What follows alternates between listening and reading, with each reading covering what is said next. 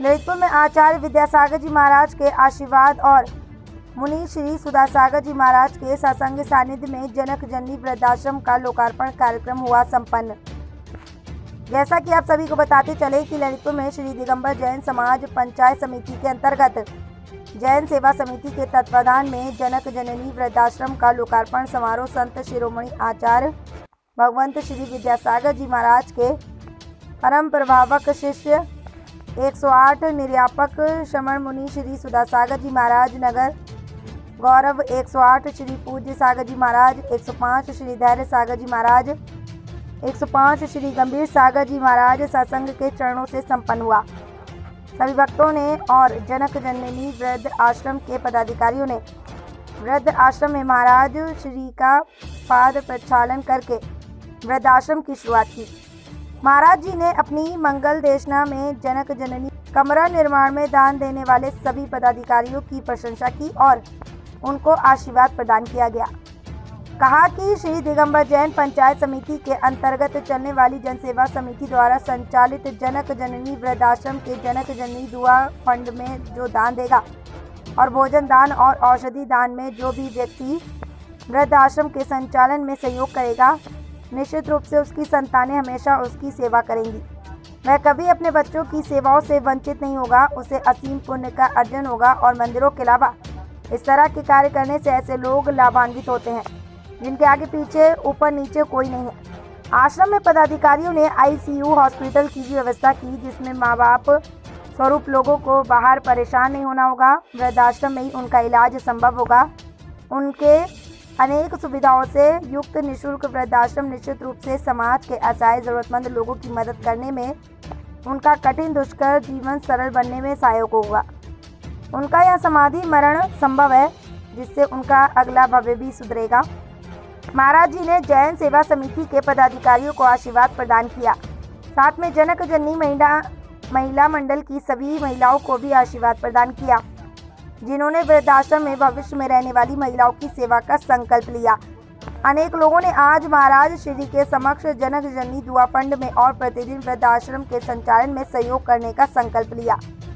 वृद्धाश्रम के पदाधिकारियों ने बताया कि यदि कोई व्यक्ति एक दिन के भोजन का संचालन कराना चाहता है तो वह अपने किसी परिजन के जन्मदिन, शादी, सालगिरह या अपने किसी परिजन की पुण्य स्मृति में मात्र 2100 रुपये देकर भोजन का संचालन कर सकता है और औषधि दान के रूप में 3100 रुपये एक दिन का संचालन कर सकता है तथा संपूर्ण वृद्धाश्रम के संचालन में 5100 की धनराशि से एक दिन का संचालन किया जा सकता है, जो कि प्रतिवर्ष में 8 दिन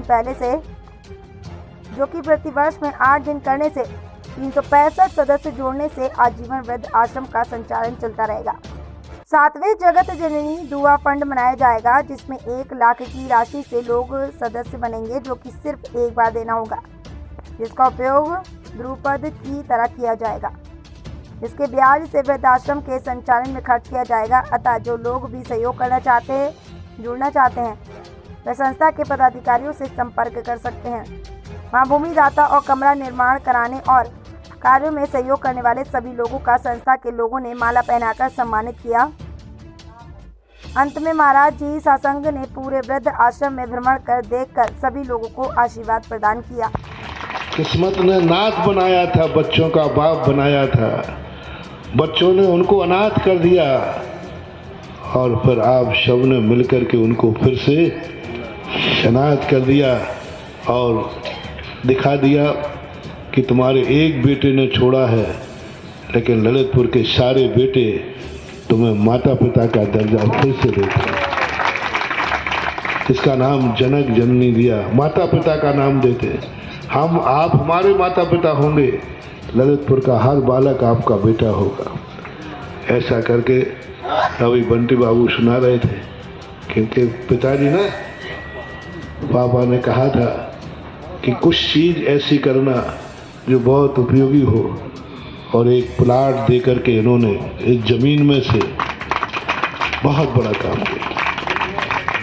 ये दोनों दान दिए, इनके साथी है जीवन मुच्छड़ा है, जितेंद्र मुच्छड़ा, इन दोनों ने मिलकर के मंदिर का भी बहुत बड़ा है, मंदिर का भी भाग बहुत बड़ा दिया। तो ध्यान रखना पता नहीं कितनी जमीन जाएगी,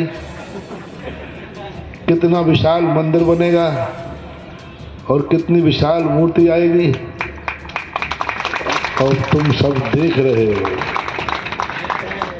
लेकिन पता नहीं लोग सब मेरे ही पीछे पड़ते, और मैं मना करता हूँ कि देखो भाई, मुझे मत ले जाओ, मेरा आशीर्वाद मत लो, बड़े सस्ते में निपट जाओगे। लेकिन अंदर का पुण्य बोलता है, अंदर की होनहार बोलती है, अंदर की भवितव्यता बोलती है। हमने कहा मंदिर अकेला ही नहीं बनाना है, संतशाला भी, धर्मशाला भी एक ऐसा बनाओ कि चारों तरफ के मकान मंदिर से किसी भी प्रकार से स्पर्श, तो पता नहीं कितनी बड़ी जनक नंदिनी आश्रम होता है। इतना बड़ा होता है, इतना बड़ा होता है। हाँ, चाहे बंटी के प्लाट जाते, चाहे मुच्छड़ के जाते, चाहे सबसे ज्यादा इस कार्यों में अरविंद का ये बालक बहुत अपने आप में, हालांकि बिगड़ा रही से,